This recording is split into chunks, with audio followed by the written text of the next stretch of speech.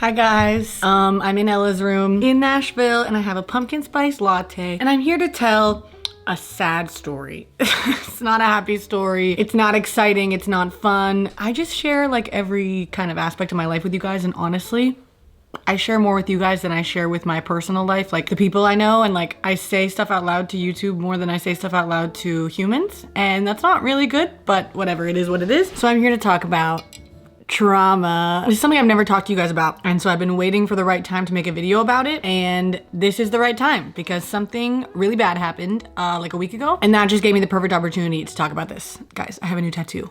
I've talked about this like 8 times, but I'm obsessed with it. Okay. So I was in therapy early this year with an amazing therapist, and you guys know the story if you watched my video where I talked about it. I had to stop doing therapy with him because I was moving to LA, and it was like the worst thing ever because he was the best therapist in the world, and I was so sad and I cried a lot and whatever. But the point is, I was doing therapy with him and I was basically just explaining to him like how I feel about life, and like I have really bad mood swings, I have a lot of anger issues, and I have a lot of like tenseness, if that's a word. Like I'm tense all the time, like when I'm driving, when I am just existing, if someone makes a loud noise, like I feel like I'm constantly on edge and I'm constantly like paranoid. And I thought that I kind of had like an OCD thing because I'm like always scared to like look out the window. Like when I get in my car, I lock the door immediately. I just have a lot of fear, like a general fear, but like it wasn't enough to have OCD and it wasn't like small enough to ignore. I was just really confused as to what was going on. So we were trying to figure out what is happening. And then he said to me these exact words. He was like, well, how would you feel if I told you that I think you have PTSD? And I was like, what do you mean? And he was like, well, through our therapy, you basically described to me the feeling of, I said to him, it feels like I'm like at war all the time. Like in a war, like in Afghanistan or something. Like it feels like I'm constantly under fire. That's how it feels. And he was like, you've described that to me, and like based on the stuff you've told me about your life, which I will get into a little bit, it definitely tells me that there are some things that could have given you PTSD. He says that there are little traumas in life. He calls them little T traumas, and then big T traumas, which are like the big events that you like don't forget that kind of change you. And I had numerous big T traumas. The first thing he told me was being in a band at a young age. And I just have I've never talked to you guys about this before, but he basically said that one of the big T traumas that I experienced in my life is going into the music industry at the age of 10, which is something that I did. And sorry, this is like a really intimate conversation. I haven't even talked to most people about this, but whatever, I like talking to you guys. Basically, he said that as a child, you like are supposed to feel safe and you're supposed to feel taken care of. And when a child is put into an environment that they don't feel safe, it can cause trauma. So even though I was physically safe, like being in the music industry, like I was always with my parents, I was always with my older siblings, like when you, I guess as a kid, are put into an adult world, it makes you messed up.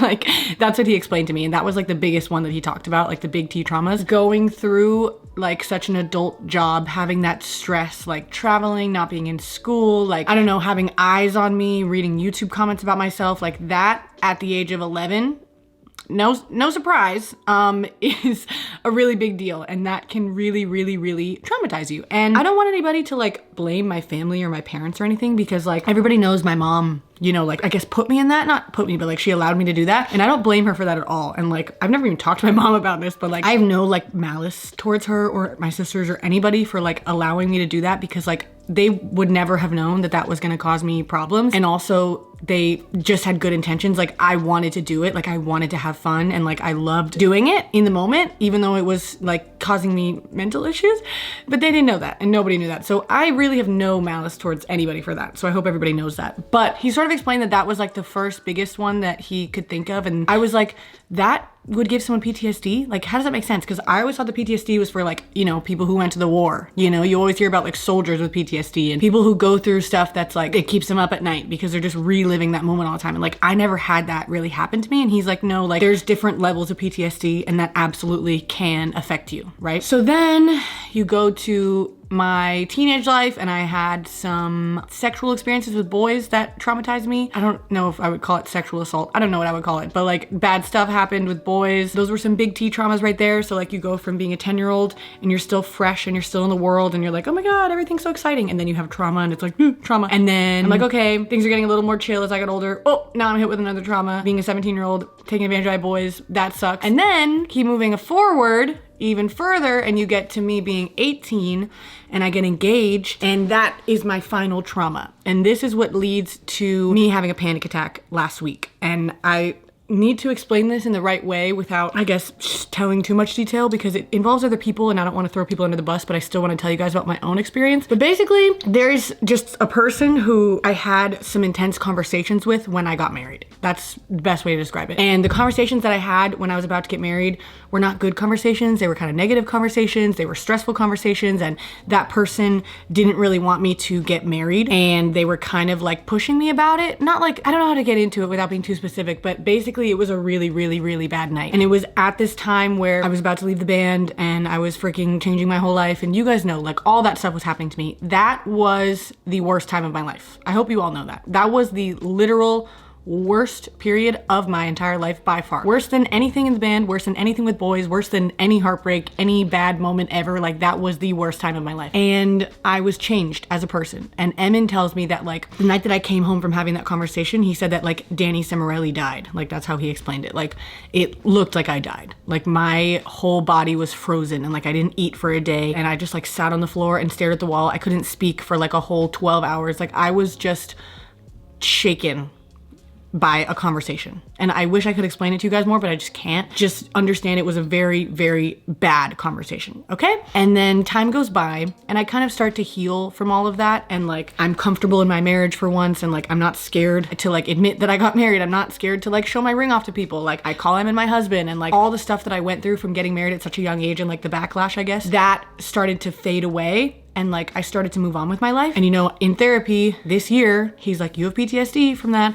And I'm like, okay, but I still don't fully get the PTSD thing because I always think of PTSD as like, you have an anxiety attack, like you have a panic attack, like you wake up in the middle of the night screaming because you're thinking of something that happened. And that's never happened to me. Nothing like that has ever happened to me until last week. So I was just kind of living my life. I still felt that tenseness. I still am very much on edge any time of the day. If you guys know me, you know that like I get really startled, I get really anxious, I get really angry really fast. When I drive, I freak out, like I sweat so much on a daily basis because I'm just like, nothing is safe, like nothing at all is safe. And it's horrible and I need to get treatment for it, but like I haven't. And so that's one of the many things that I need to work on, but it's fine. So then last week, and it's really hard to talk about this, so I'm not gonna go into too much detail again because number one, I don't wanna get sucked back into that like moment, but number two, it's just not, I don't need to give you that much detail. Basically, I walked into a room and I started talking to somebody, the same person who I had this traumatic conversation with 2 years ago. And the conversation went kind of sideways and it started to become a not great conversation. And then I was just like looking at them, and then the room became like, you know, like tunnel vision, like everything's blurry except the thing in front of you. And like, I started to feel like I was gonna cry while I was trying to like escape this conversation with this person, but I felt like I couldn't. And I was just like freaking out and people are trying to talk to me and I'm like, I don't know what to do. And then I kind of just like, I'm like, okay, I'm gonna go now. I'm gonna go to the bathroom. And I run to the bathroom. And then I had my first panic attack that I've ever had in my entire life. Like, I've thought that I've had panic attacks before. That was nothing compared to what I experienced like a week ago, because it was like everything was fine.